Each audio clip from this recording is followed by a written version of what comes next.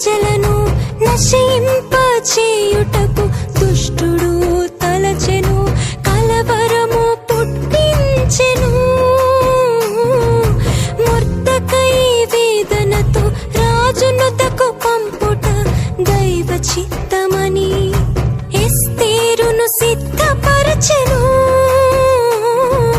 ఘనులేమి అల్పులేమి శూషను